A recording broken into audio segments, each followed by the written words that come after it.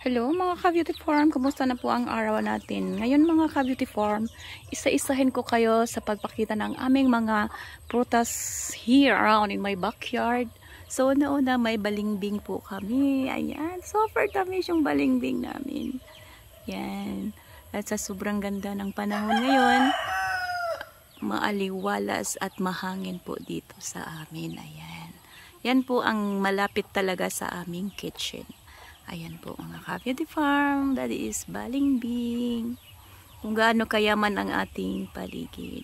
Punta po tayo doon sa mangustin. Kaso lang ang mangustin natin ngayon is tapos na yung pagpamunga. So ito na lang, nag-ano na siya, nag-change ano na siya, nag-wintering. At saka may ano po tayo,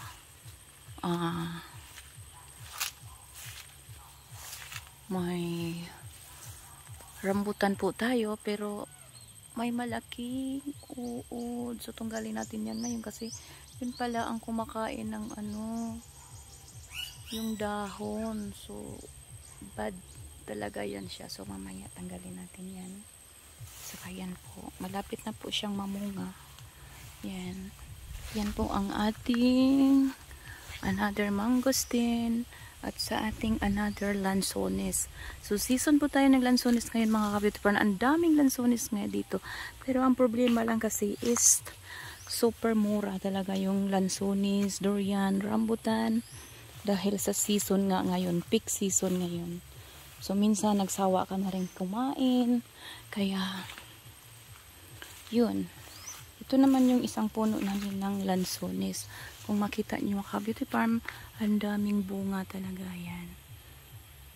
Ang daming bunga, kaya kahit saan ka lumingon dito sa aming area is puro prutas talaga, kaya bagsak presyo talaga ang prutas ngayon. So mga ka-beauty farm, kung nandito lang kayo malapit, pwede kayong pumunta dito at maki-harvest ng aming lansones. Yan, sa sobrang dami ng bunga. Hanggang puno talaga yan siya may bunga. Yan. Super talaga ang ganda ng panahon ngayon dito sa amin. Yan.